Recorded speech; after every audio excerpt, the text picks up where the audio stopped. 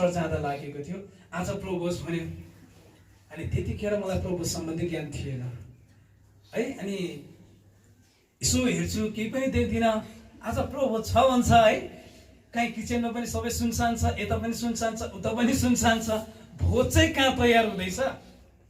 अनि यसो हेरे नयाँ मान्छे हो। अनि यसो कसैको त्यो झोलातिर नि हेऱ्यो कि कसैले ठुलो झोला बोक्या छ कि कतिजना त घरबाट बनाएर लिएर आएको हुन्छ नि त। अनि त्यो हिसाबले पनि यसो हेरेँ, छैन कसैको पनि। भोज चाहिँ कहाँ तयारी पारिराखेको छ। अनि एकछिनमा आउँछ सानो सानो ग्लासहरू बोकेर, एउटा मात्र कचौरा बोकेर आउँछ है। अनि यो देखे पछाडि यो चाहिँ के रहेछ, यो हुन्छ नि अब एउटा नराम्रो ब्याकग्राउन्ड भएपछि हामीलाई थाहा हुन्छ के हो भन्नुपर्छ। शीतल शीतल के लिएर आएछ, त्यस्तो केही लिएर आएछ, अचार सचार के होला।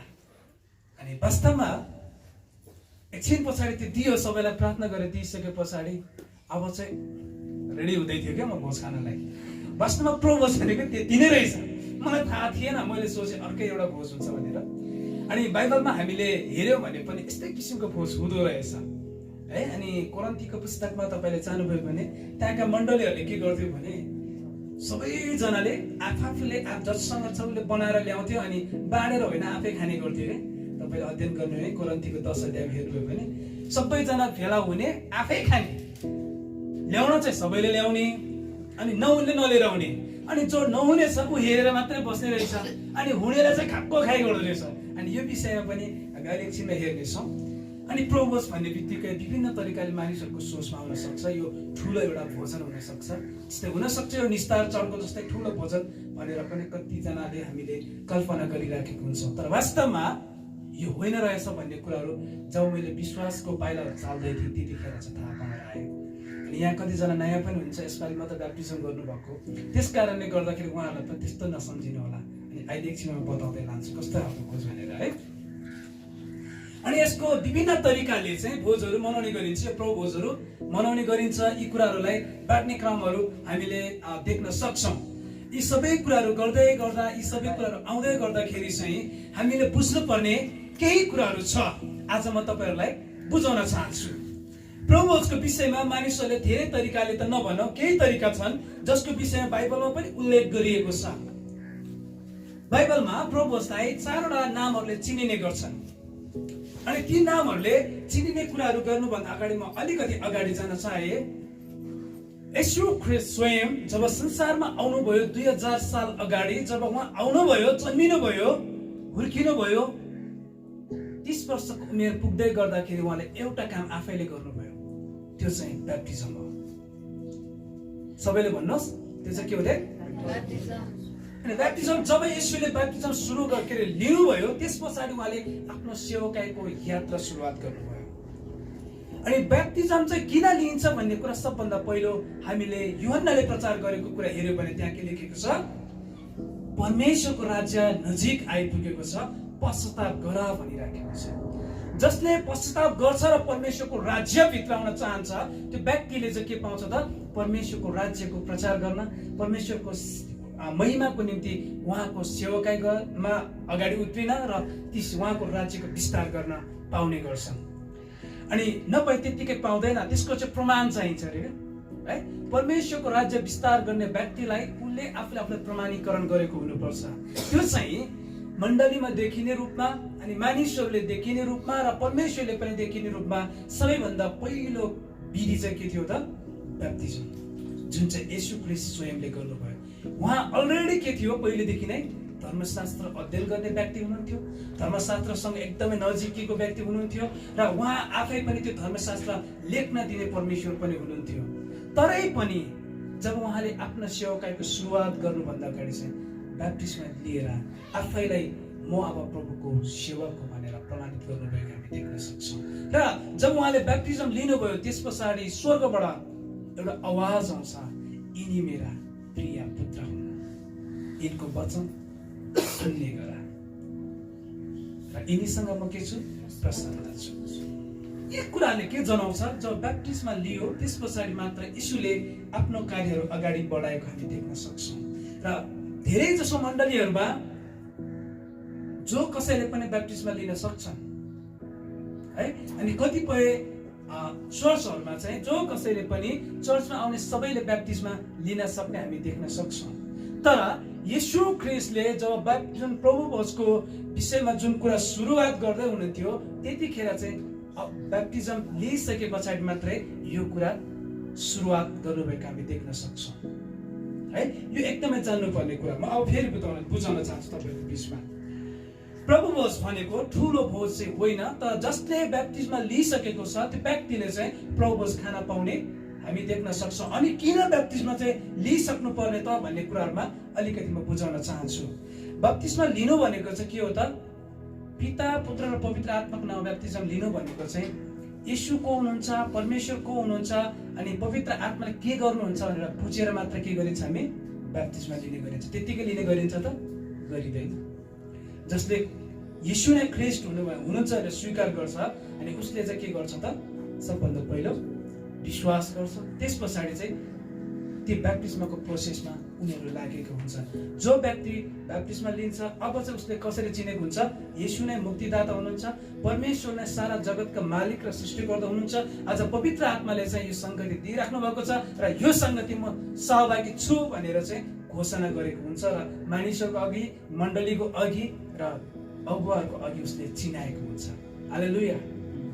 अनि यस कारणले त्यो व्यक्तिले के गरेको हुन्छ? ब्याप्टिजमा लिएको हुन्छ र समाजले पनि के भन्छ? अब फलाना त अब क्रिस्चियन हो नि, फलाना त अब प्रभुलाई विश्वास गरिसक्यो नि, अनि उसले त पानीको बप्तिस्मा पनि लिइसकेछ नि भनेर मानिसहरूले हामीले बताउने गरिराखेको हुन्छ। आज यो प्रभु भोजको कुरामा म तपाईँहरूको बिचमा यी कुराहरूलाई जोड्दै अगाडि गइराखेको छु। अनि जब येशूले आफैले गर्नुभएको पहिलो कुरा चाहिँ ब्याप्टिजमा हो भने दोस्रो कुरा चाहिँ सुरुवात गर्नुभएको चाहिँ प्रभु भोज हो। अनि यो येशूले सुरुवात गर्नुभएको यो कुनै पनि पुरानो धर्मशास्त्रले या कुनै पनि पुरानो करारमा लेखिएको कुरा भने पक्कै पनि होइन। यो चाहिँ नयाँ करार जब येशू ख्रीष्ट पक्राउ पर्नुभन्दा अघिल्लो दिनमा गर्नलाई दिनुभएको एउटा विधि हो। यो चाहिँ के भन्छ? प्रभु भोज। हालेलुया। मैले अघिदेखि भन्दैछु बाइबलमा दुईटा विधि छ, एउटा चाहिँ ब्याप्टिजम, अर्को चाहिँ प्रभु भोज। अनि यो दुईटा आफै येशू ख्रीष्टले सुरुवात गर्नुभयो र यो गर्न लगाउनु भयो। अनि यो कसलाई जिम्मा दियो भन्नु पर्दा पहिलो शताब्दी र समयमा प्रेरितहरूलाई दियो भने अनि दोस्रो अहिलेको समयमा चाहिँ प्रेरितहरूद्वारा खडा भएको मण्डली र मण्डलीको अगुवाहरूलाई त्यो जिम्मा दिएको छ। हालेलुया। अनि यो चाहिँ कुनै पनि विश्वासी र मण्डलीले नगरी नहुने, गर्नै पर्ने। याद गर्नुहोस् बाइबलमा के लेखेको छ? सबभन्दा पहिले स्वर्ग र पृथ्वीमा समस्त अधिकार मलाई दिइएको छ, यसकारण जाओ सारा संसारमा गएर मेरो नामको प्रचार गर, सुसमाचार सुनाऊ अनि उनीहरूलाई चेला बनाऊ, पिता पुत्र अनि पवित्र आत्मा नाममा ब्याप्टिजम देऊ र त्यस पछाडि के गर्नु त?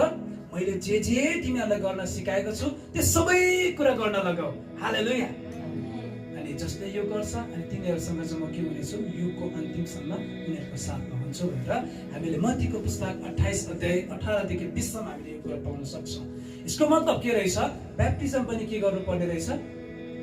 सबभन्दा पहिले गस्पेल गर्नुपर्ने, दोस्रो चोटि उहाँले को हुनुहुन्छ भनेर चिनाउनु पर्ने, अनि तेस्रो चोटि चाहिँ के हो?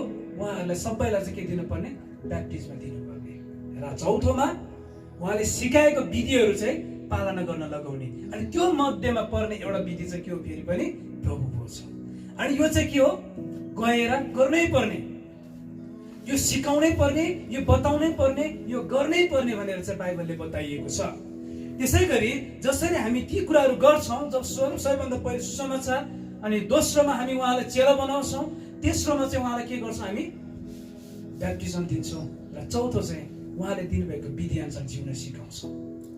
हालेलुया। अनि त्यो विधि अनुसार जो जिउँदै गर्छ, जो हुर्किँदै गर्छ, अनि बिस्तारै बिस्तारै बिस्तारै चाहिँ के हुन्छ त? प्रभु भोज पनि उहाँले सुरुवात गर्नुभयो। बप्तिस्मा लिएको 3 वर्ष पछाडि र उहाँ पक्राउ पर्नु भएको रातको दिनको अघिल्लो साँझ चाहिँ के गर्नुभयो? उहाँले प्रभु भोजको तयारी गर्नुभयो। अनि प्रभु भोजलाई पनि यसरी नै त उहाँले भन्नुभयो, उहाँले 3टा कुरा दिनुभयो। एउटा कुरा के हो? ल्याऊ। सबैले भन्नुहोस् ल्याऊ। अनि खाओ र पियो अनि मेरो सम्झनामा गर्ने गर। यसको मतलब के रहेछ? यो लिनै पर्ने, खानै पर्ने, पिउनै पर्ने अनि उहाँको सम्झनामा जहिले पाए तैले जस्तो मन पर्यो त्यस्तै तरिकाले होइन, कसरी रे? उहाँको सम्झनामा गर्ने गर। यो के हो? यो पनि के हो? एक किसिमको आज्ञा हो। यो मण्डलीले पालना गर्नै पर्छ। अनि यो कसलाई दिएको अलिकति म तपाईँहरूलाई बुझाउन चाहन्छु। धेरैजनाले सोच्न सक्नुहुन्छ यो विश्वासीहरूलाई भनेको कि अगुवालाई मात्रै भनेको कि कसलाई भनेको हो? धेरै छ, हामी यो पनि बुझ्नुपर्छ है। सबैभन्दा पहिलो त्यहाँनिर उहाँसँग खाने पिउने र उहाँले गर्नुभएको कार्य हेर्नलाई प्रशस्त मात्रा मानिसहरू तपाईँले देख्न सक्नुहुन्छ हो। उहाँले 5000 जनालाई खुवाउनु भएको तपाईँले देख्न सक्नुहुन्छ, उहाँले 4000 जनालाई खुवाउनु भएको पनि तपाईँले देख्न सक्नुहुन्छ। तर जब प्रभुको समय आयो त्यतिखेर उहाँले कसलाई बोलाउनु भयो हामी सबैलाई थाहा छ। जब त्यहाँनिर प्रभुको समय आयो त्यतिखेर प्रभुले चाहिँ आफ्ना चेलाहरूलाई मात्रै बोलाउनु भयो। हालेलुया। कसलाई बोलाउनु भयो? आफ्ना चेलाहरूलाई मात्रै बोलाउनु भयो। अनि जब चेलाहरूलाई बोलाउनु भयो अनि एउटै टेबलमा, यहाँ तपाईँले एउटा टेबल देखिराख्नु भएको छ, यसरी नै एउटै टेबलमा सबैजना राख्नु भयो। अहिले हाम्रो परिस्थिति अनुसार यत्रो टेबल बन्न अलिकति गाह्रो छ। सम्झिनुहोस् यो एउटा टेबल हो, हामी सबैजनाले यसलाई यही टेबललाई हेरेका छौँ भने हामी यही टेबलमा नै सहभागी छौँ। हालेलुया। बुझ्नुपर्ने कुरा उहाँले 12 जना चेलाहरूलाई जब यी कुरा यी विधि सिकाउँदै हुनुहुन्थ्यो त्यस पछाडि उहाँले के भन्नुभयो? मेरो सम्झना चाहिँ यो गर्दै गर है।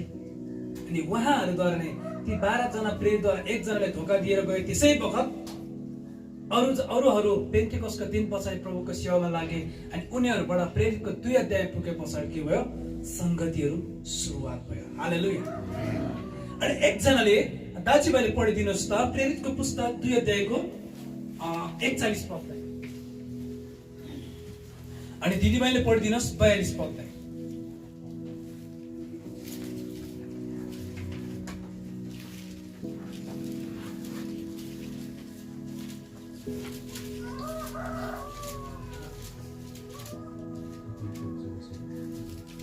तब जसले उनको कुरा ग्रहण गरे तिनीहरूले बप्तिस्मा लिए र त्यसै दिन प्राय 3000 मानिसहरू तिनीहरूको संख्यामा थपिए। धन्यवाद बहिनीले। तिनीहरू प्रेरितहरूका शिक्षा, संगति र रोटी भाँच्न र प्रार्थनामा भक्ति साथ लागिरहन्थे। यहाँ के रहेछ? 41 मा हेर्दाखेरि ग्रहण गरेर विश्वास गरे पछाडि के गर्थे अरे? उनीहरूले ब्याप्टिजमा लिन्थे। अनि ब्याप्टिजमा लिइसके पछाडि उनीहरू के गर्थ्यो? शिक्षाहरू सिक्ने काम गर्थे, एकै ठाउँमा भेला भएर संगति गर्थे अनि रोटी भाँच्ने काम अर्थात् प्रभु भोजको काम पनि सुरुवात गर्थे। र त्यस पछाडि एकले अर्काको निम्ति के गरिदिन्थे? प्रार्थना गरिदिन्थे। हालेलुया। यो कसले? येशूले सबैभन्दा पहिलो येशूले र त्यस पछाडि प्रेरितहरूले पहिलो पटक सुरुवात गर्नुभएको मण्डलीमा यो नियमहरू लागू भयो। हालेलुया। अनि धेरैजनाले यो रोटी भाँच्नेको क्रममा म हिजो अलिकति छलफल गर्दै थिएँ। अनि कतिजनाले चाहिँ एउटा बिस्कुट ल्याउनुहुन्छ अरे होइन, अनि त्यो बिस्कुट नै प्रभुको रोटी भनेर बिस्कुटलाई दिने गर्नुहुन्छ भनेर अनि सुनिराखेको थियो। अनि कतिजनाले भोक लागिराखेको हुन्छ अनि त्यतिखेर चाहिँ अलिकति धेरै ब्रेड लिएर आएर एक एकवटा ब्रेड पनि बाँड्ने पनि हामीले सुनिराखेको थियौँ।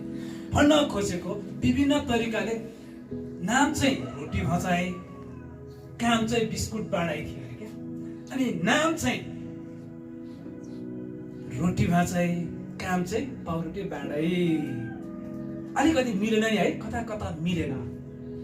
याद गर्नुहोस्, कता कता झुट बोल्या जस्तो।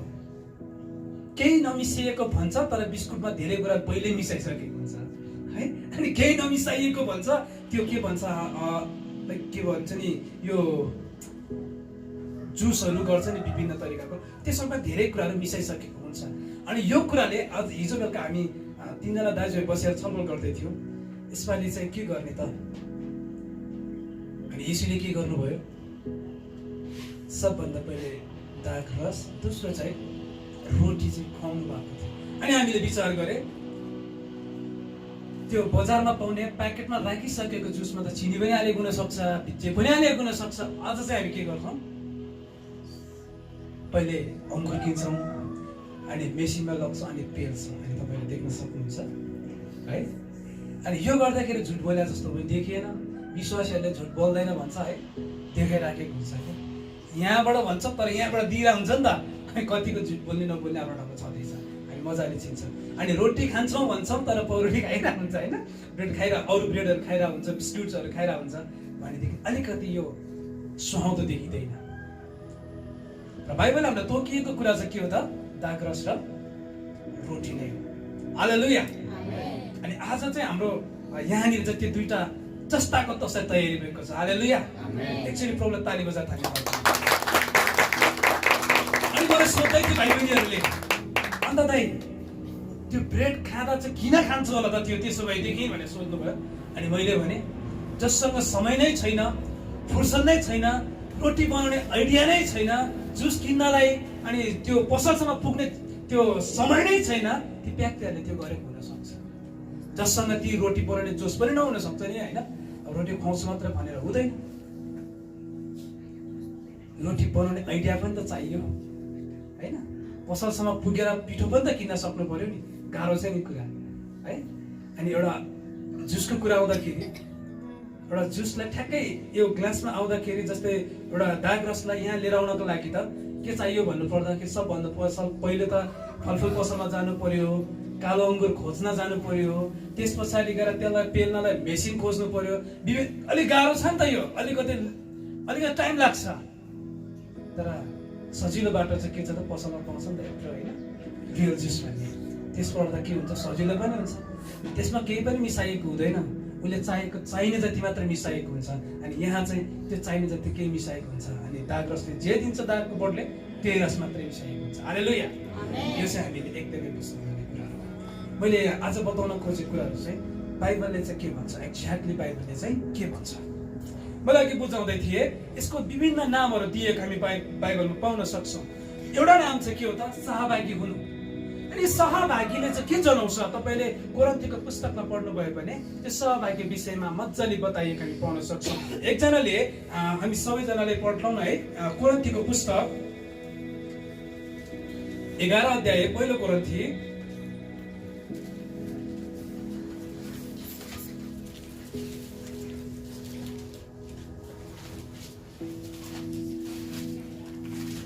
पहिलो कोरिन्थी 11 अध्याय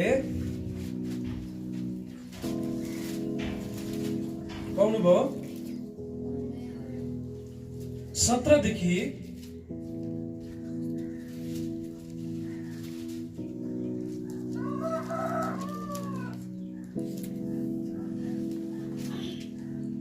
34 सम्म यो विषयमा तपाईँले हेर्न सक्नुहुन्छ।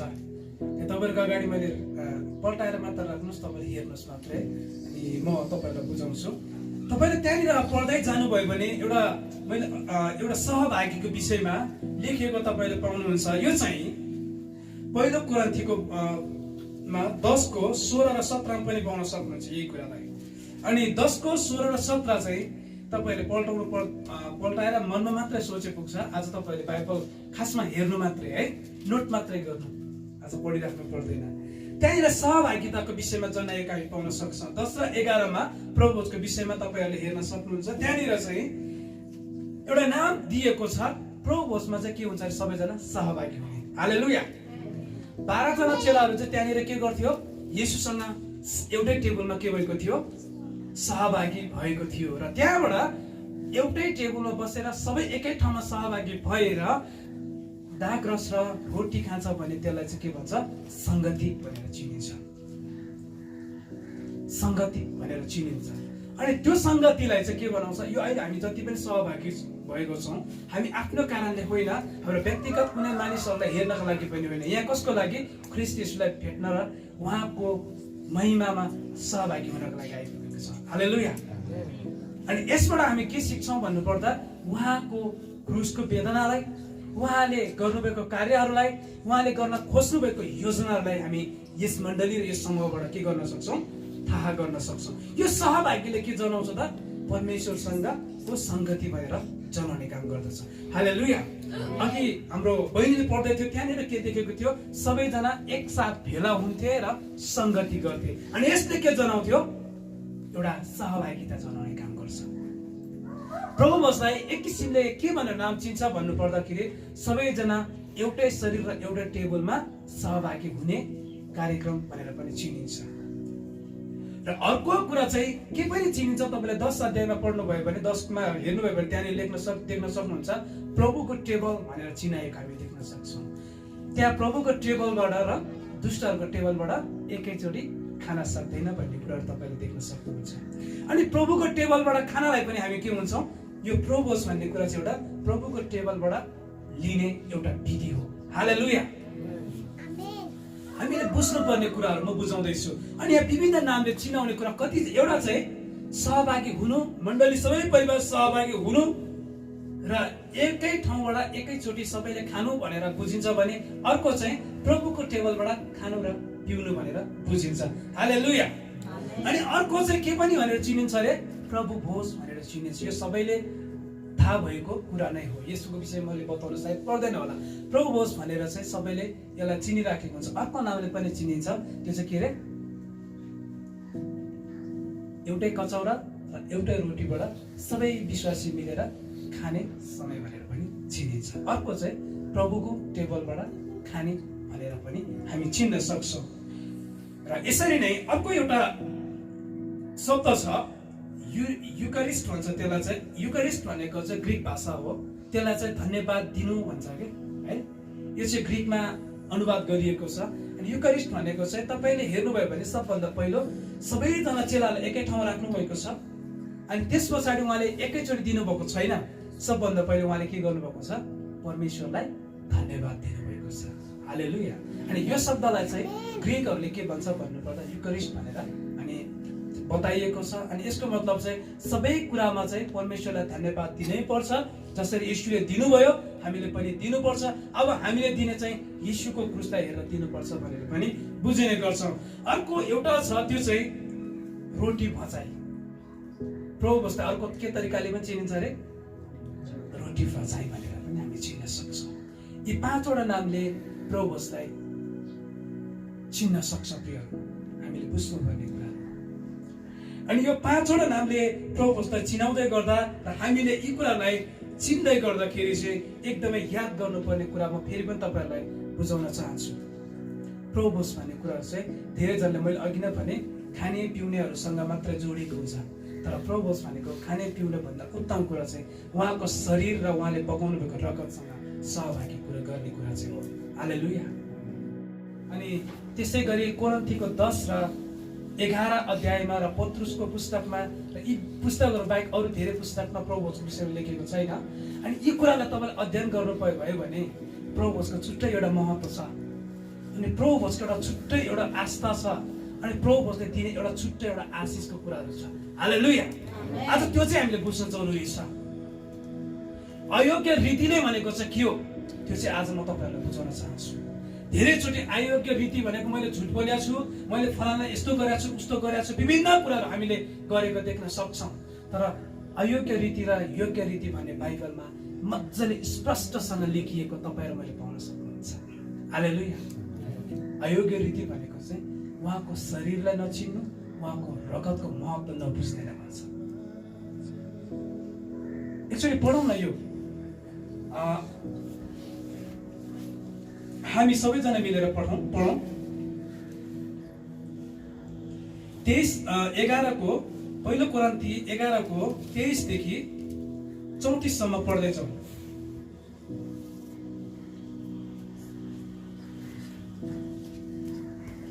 सबैजनासँग छ होला है, अगाडि नै म पढ्छु, तपाईँले सुन्नुहोस्। किनकि प्रभुबाट मैले जे पाएँ सो तिमीहरूलाई सुम्पी पनि दिए, अर्थात् जुन रात उहाँ पक्राउ पर्नुभयो त्यो रात प्रभु येशूले रोटी लिनुभयो र धन्यवाद दिनु भएपछि उहाँले त्यो फाँसो भएर भन्नुभयो। अघि मैले तपाईँको विषय भन्दै थियो, युकारिस्ट भनेको चाहिँ धन्यवाद दिनु भइसके पछाडि गरिने कार्य है।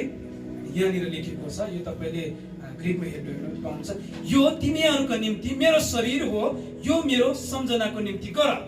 त्यसै गरी खाएपछि उहाँले कचौरा लिएर यसो भन्नुभयो, यो कचौरा मेरो रगतमा भएको नयाँ करार हो, जहिले जहिले तिमीहरू यो पिउँछौ मेरो सम्झनामा यो अक्षर गर।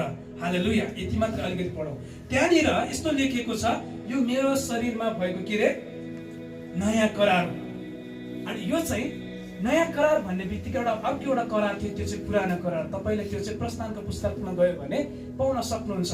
त्यहाँनिर मूसाले जब इजरायलीहरूलाई मिश्र देशबाट छुटकारा लिएर आउँछ, त्यस पछाडि उनीहरूले रगत छर्काएर छिर्का गरेर चाहिँ उनीहरूले एउटा करार परमेश्वरले स्थापित गरेको हामी देख्न सक्छौँ। र जुन करार उनीहरूले स्थापित गरेको छ, अनि त्यो करारमा चाहिँ परमेश्वरमा घोषणा गर्दै अब चाहिँ परमेश्वरले गर्नुभएको हामी सबै कुरा मान्छौँ, परमेश्वरले भन्नुभएको हरेक कुराहरू हामी मान्न तयार छौँ, र हामीले बोल्नुभएको हरेक कुरा पनि उहाँले दिनुहुन्छ भनेर हामी के अरे विश्वास पनि गर्छौँ भनेर त्यहाँ बाचा बाँधेको हामी देख्न सक्छौँ।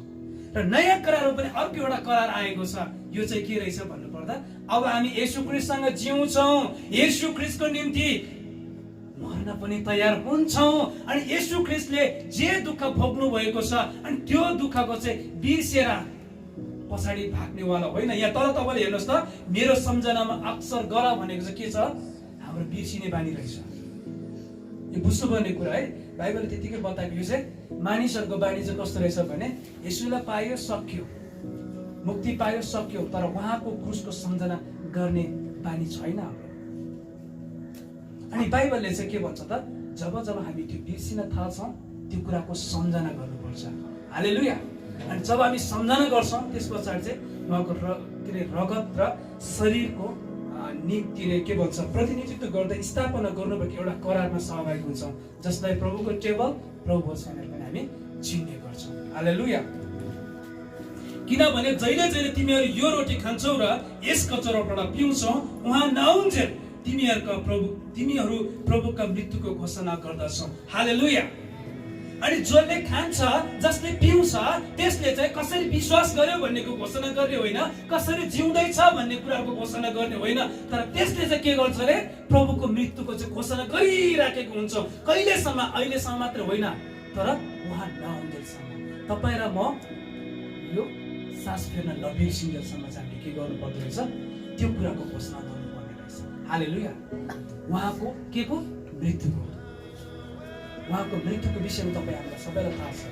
उहाँ 3 वर्षसम्म आउनुभयो, तर उहाँ क्रुसमा नचढ्नु भएको भए तपाईँ मैले उद्धार र मुक्ति अनि स्वर्ग जाने बाटो पाउने थिएन। अनि यीशुले सम्झाउन खोज्नु भएको, सम्झना गर भन्नुभएको चाहिँ उहाँको मृत्युको कुरा। हालेलुया। अनि यहाँ यस्तो लेखेको छ, यसकारण जसले अयोग्य रीतिले प्रभुको रोटी खान्छ कि प्रभुको कचौराबाट पिउँछ, त्यो मानिस प्रभुको शरीर र रगतलाई अपवित्र तुल्याएकोमा दोषी ठहरिनेछ। हरेक मानिसले आफूलाई जाँचोस्, अनि मात्र त्यसले रोटी खाओस् र कचौराबाट पियोस्, किनकि प्रभुको शरीरलाई नचिनिकन जसले खान्छ र पिउँछ त्यसले त्यो खाएको र पिएको कारणले आफूमाथि दण्ड ल्याउनेछ। के कारणले रहेछ? स्पष्ट छ, तपाईँले हेर्नुहोस्। प्रभुको शरीरलाई नचिनेर यहाँ लेखेको छ, मजाले लेखेको छ। पावलले के भनेको छ, उसले जे पायो मैले सोही बमोजिम सबैलाई सुम्पिदिएको छु। अनि आज तपाईँ र मलाई पनि पावलले यो कोरिन्थीको पुस्तक अनुसार हामीलाई के गर्नुभएको छ, सुम्पिदिनु भएको छ। हालेलुया।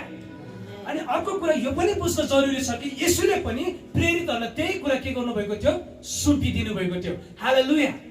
अनि त्यतिखेर पनि ल एकअर्कालाई छेउमा यो त्यो कहिले पनि केही पनि भन्नुभयो, तर यो चाहिँ भन्नुभयो, म जाँदैछु केटा हो, अब म कहाँ जाँदैछु उहाँलाई थाहा थियो। र सबै चेलाहरूलाई के भन्दै थियो, अब मेरो चाहिँ बेला आइसकेको छ, अब म कहाँ जाँदैछु, क्रुसमा जाँदैछु। अनि तिमीहरूले चाहिँ जुन विधि मैले नियम सुरुवात गरेको छु, यो चाहिँ तिमीहरूले अब गर्नै पर्छ भनेर एउटा सिस्टम एउटा सिकाएर जानुभयो। जब खाँदै थियो त्यतिखेर नै के भयो, अब एकजना मित्रले चाहिँ उहाँलाई धोका दिन लागेको पनि हामी देख्न सक्छौँ। प्रभु खाने सबैले असल गर्छन् भन्ने कुरा होइन, त्यहाँनिर हामीले देख्न सक्छौँ एकजना धोका पनि दिएको हामी तपाईँहरूले देख्न सक्छौँ। तर अयोग्य रीतिको विषयमा कुरा गर्नुपर्दा उहाँको क्रुसको भोगाई, क्रुसमा चढाई अनि उहाँको रगत बहाएको विषयमा जसले जानेको छैन त्यो व्यक्तिले पहिले जान्न जरुरी छ। हालेलुया।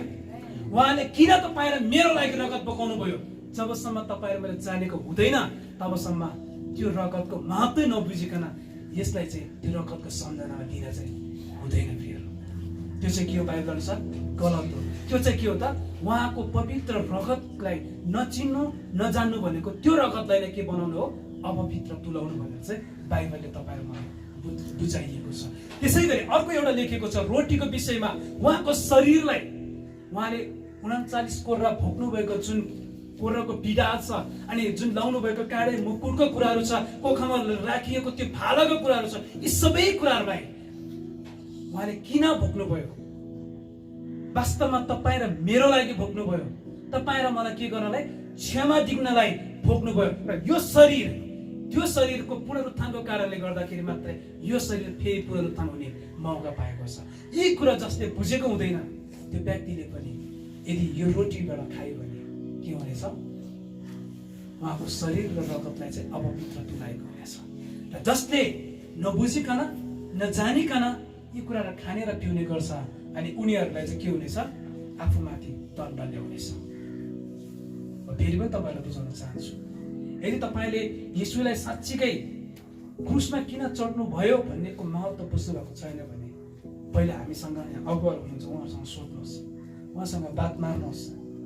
यदि तपाईँले चिनेको छ भने मार्नु पर्दैन, तपाईँ उहाँसँग सहभागी हुन सक्नुहुनेछ। हालेलुया।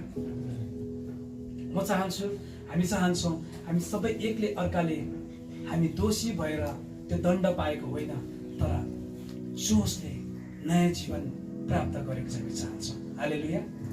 तपाईँ र हामी चाहिँ त्यो जीवनमा, त्यो सृष्टिमा अझ जोसले भइदै गएको हामी चाहन्छौँ। हालेलुया। तपाईँले हेर्नुहोस्, जब उनीहरूले सेवा सङ्गतिहरू सुरु गर्दै गरे यी कुराहरू चाहिँ उनीहरूको जीवनबाट प्रशस्त मात्रामा बढे। अनि जब उनीहरू प्रभुको रगतमा अनि र प्रभुको शरीरमा स्थापना गर्नुभएको जुन रोटी र दाखरसको विधि चलाउँदै गयो अनि उनीहरूसँग एकजना होइन, दुईजना होइन, दिनै बढ्दै गएको छ। हालेलुया। अनि उनीहरू सबैजना एकदेखि अर्को ठाउँमा त्यतिखेर चाहिँ ठुलो मानिसहरूको जम्मा थियो, ठुलो समूह थियो अनि एउटै मण्डलीमा गर्न सक्ने अवस्थाहरू थिएन। त्यस पछाडि उहाँहरूले के गर्थ्यो? सेलेक्टेड पर्सनहरूलाई लिएर आएर जसले चिनेको छ, जसले बुझेको छ, ती मानिसले मात्र के गर्थ्यो? प्रभुको घर घरमा गएर दिने गर्नुहुन्थ्यो। हालेलुया। यी तपाईँ र मैले आज बुझ्नुपर्ने कुरा, आज तपाईँ र मैले जान्नुपर्ने एकदमै महत्त्वपूर्ण कुरा यही नै हो प्रियहरू। आज म तपाईँहरूलाई यही कुरा बताउन चाहन्छु अनि यही कुरा बुझाउन पनि चाहन्छु। अनि तपाईँ र मैले यी कुरा नजान्दा, यी कुरा नबुझ्दा अनि उहाँको शरीरको महत्त्वलाई नचिन्दाखेरि चाहिँ हामीले गलत गरिराखेको हुन चाहन्छौँ। अनि म तपाईँहरूलाई यही बताउन चाहन्छु, यदि तपाईँहरू रेडी हुनुहुन्छ भने, तपाईँलाई चिन्नुभएको छ भने खुसी हुनुहोस्, आज तपाईँ प्रभुसँग सहभागी हुँदैछ। आज तपाईँ र म चाहिँ उहाँको शरीरसँग अनि उहाँको रगतसँग सहभागी हुनुहुँदैछ। हालेलुया। यो एउटा हाम्रो लागि सौभाग्यको कुरा हो, यो एउटा हाम्रो लागि आशिषको कुरा हो, यो एउटा तपाईँ र मेरो लागि फेरि उहाँसँग नयाँ भएर जिउने एउटा सङ्कल्पको कुरा हो। हालेलुया। यसले एउटा करारको रूपमा बुझाउँछ। यो करारले के जनाउँछ त?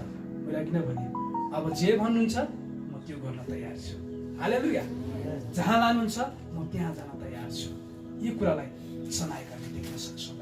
त्यसैले यस्तो लेखिएको छ, यसै कारण तिमीहरू मध्ये धेरैजना दुर्बल र रोगी छौ र कतिजना चाहिँ सुतिसकेका छन्, तर हामी साँच्चै आफूले आफूलाई जाँचेको छौँ भने हामी न्यायमा पर्ने छैनौँ। तर जब प्रभुले हाम्रो न्याय गर्नुहुन्छ तब हामीलाई अनुशासन गर्नुहुन्छ ताकि उहाँ संसारसँग हामी दोषी नठहरियो। यसकारण मेरा भाइयो, खानालाई एकसाथ भेला हुँदा एक दुस्रालाई पर्खा। यदि कोही भोको छ भने त्यसले घरैमा खाओस्, नत्र त एकसाथ भेला हुँदा तिमीहरू दण्डको भागी हुनेछौ। अरू कुराहरूका विषयमा म आउँदा निर्देशन दिनेछु। हालेलुया। यो विषयमा तल्लोको सेन्टेन्स चाहिँ तपाईँले याद गर्नुहोस्। यसको अगाडि पढ्यो भने तपाईँले थाहा पाउन सक्नुहुन्छ। 10 अध्यायमा त यसको विषयमा लेखिएको छ। धेरैजनाले चाहिँ के गर्थे अरे, त्यहाँ सबैको अगाडि ल्याएर भोज खाने काम गर्थ्यो। त्यहाँनिर चाहिँ के हुन्थ्यो भन्नुपर्दा तपाईँले अलि माथितिर पढ्नुभयो भने अनि फलानुको त छैन त, केही पनि छैन, हेर त त्यो खानै पाएको छैन भनेर हल्ला गर्थ्यो। अनि ओहो त्यसको त कस्तो खाइरहेछ भन्ने कुरा, विभिन्न कुराको हल्ला गर्थ्यो। अनि त्यसले चाहिँ मण्डलीभित्र विभाजनहरू लिएर आउँथ्यो। मण्डलीभित्र नै के थियो? भेदभावको कुराहरू लिएर आउँथ्यो। अनि एकताको कुराहरू त्यहाँ हुँदैन थियो। अनि हुने र नहुने भन्ने कुरा र कोसँग छ कोसँग छैन, को गरिब र को धनी भन्ने कुराहरू त्यहाँ देखिने र चिनाउने काम गर्दथ्यो मानिसहरूले। र पावलले के भन्छ भन्नु पर्दा, यस्तो काम गर्नेहरूको गर्न मन छ भने तिमी घरमै गएर खाएर यहाँ आएर अर्को अगाडि खाना थाल्यो भने त्यसको दण्ड चाहिँ तैँले भोग्नै पर्छ भन्दैछ। यसकारणले हामी एकै ठाउँमा सहभागी हुन्छौँ, एउटै प्रभुको महिमा गर्छौँ, एउटै रगतबाट र एउटै शरीरबाट स्थापना गरेको कुरामा हामी सहभागी हुन्छौँ कि हामी सबैजना क्रिसमसमा मान्छौँ। आमेन। हामी कोही ठुला अनि कोही सानो छैनौँ। अनि योग्य र अयोग्य गरी ती कुरा गर्दाखेरि बप्तिजम लिने र नलिनेले चाहिँ यो कुराहरूमा खान पाउने या नपाउने छ। जसरी पुरानो करारमा जसको खतना भइएको छ, 8औं दिनमा खतना भइएको छ, त्यो व्यक्तिले चाहिँ निस्तार चाडमा सहभागी हुन पाउँथ्यो भने आज पुरा नयाँ करार स्थापना भएपछि जसले ब्याप्टिजम लिएको छ, ब्याप्टिजममा लिनु भनेको चाहिँ के हो त? परमेश्वरलाई स्वीकार्नु हो, उहाँ नै मुक्तिदाता उद्धारकर्ता भने स्वीकार गर्नु हो, विश्वास गर्नु हो भने प्रभु लिनु भनेको चाहिँ अब म तपाईँकै कुरा सुन्छु, तपाईँले भने अनुसार चिन्छु अनि तपाईँ जे चाहनुहुन्छ मलाई त्यही अनुसार हुर्काउनुहोस् भनेर सङ्कल्प गर्नु। हालेलुया। अनि यो भोजबाट चाहिँ हामी एउटै कुरा बुझ्न सक्छौँ, प्रभुले जतिको तपाईँहरूको लागि दुःख भोग्नु भएको छ, सायद त्यति दुःख त भोग्नु नपर्ला, यदि भोग्नु परे तापनि उहाँले भोग्न सक्नुहुन्छ भने म पनि भोग्न तयार छु भनेर सङ्कल्प गर्ने समय। यदि उहाँले नभोगिदिनु भएको भए मैले पाप क्षमा पाउनु थिएन, यो शरीरमा मैले पाप क्षमा पाउनु थिएन। उहाँले भोग्नुभयो र मलाई क्षमा दिनुभयो भने उहाँको निम्ति मैले भोग्नु ठुलो कुरा छ। अनि उहाँ रगतको विषय पनि यस्तै छ। उहाँले जुन पवित्र रगत बगाउनु भयो, त्यो रगतले मेरो सृष्टिको सुरुवातदेखि रगतद्वारा सधैँ आएको पापलाई चाहिँ क्षमा गरेको छ। मेरो अशुद्ध रगतलाई चाहिँ पवित्र भएको छ। अब यदि मलाई अशुद्धताबाट, मेरो पापबाट क्षमा दिएर शुद्ध र पवित्र बनाउनुहुन्छ अनि मेरो लागि उहाँले त्यति धेरै भोग्नुहुन्छ भने यो जिन्दगीमा परिआएको खण्डमा उहाँको निम्ति यो रगत निखार्न पनि म तयार छु भनेर चाहिँ स्वीकार गर्नु चाहिँ सबभन्दा ठुलो कुरा। यो प्रभुले तपाईँ र मलाई यो जनाउँदैछ। अनि यसरी नै आजको वचनको अन्तिम र प्रभुको सुरुवात गराउन हामी आइसकेका छौँ।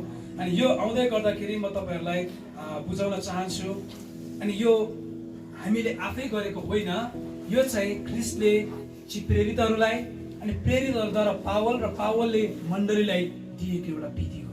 हालेलुया। अनि यो लिने तरिका कतिजनाले हप्तामा लिने गर्नुहुन्छ, कतिजनाले महिनामा लिने गर्नुहुन्छ, कतिजनाले 6 महिनामा लिने गर्नुहुन्छ, कतिजनाले वर्षको एकैचोटि लिने गर्नुहुन्छ। अनि यो विषयमा म तपाईँहरूलाई बताउन चाहन्छु। हप्तै पछि लिनु भनेको चाहिँ के हो त? 1-2 दिनमै कमजोर हुनु, 1-2 दिनमा बलियो हुनु जस्तो हामी देखिन्छौँ। 1 वर्षसम्म नलिनु भनेको चाहिँ के हो त? अनि अलिकति हामी घमण्डी भए जस्तो, प्रभुको क्रुसलाई सधैँ सम्झना गरे जस्तो पनि देखिन्छ। किनकि यी कुराले हामीले एउटै कुरा महत्त्व बुझ्नुपर्छ। प्रभुको महत्त्व चाहिँ सधैँभरि उहाँ मेरो लागि किन टागिनु भयो, उहाँले कसरी मेरो लागि दुःख भोग्नुभयो र उहाँले मेरो लागि के गरिदिनु भयो त्यो क्रुसमा, र उहाँको मृत्यु अगाडि उहाँले के गर्नुभयो त्यो कुराको सम्झना गर्नु हो। यो चाहिँ हामीले जब जब उहाँबाट हामी टाढा हुन खोज्छौँ, जब जब हामी उहाँसँग नजिक हुन बिर्सन्छौँ, तब चाहिँ हामीले उहाँसँग रहेर यो कुरामा हामी सहभागी हुन्छौँ, यो टेबलमा चाहिँ हामी सहभागी हुन्छौँ। हालेलुया।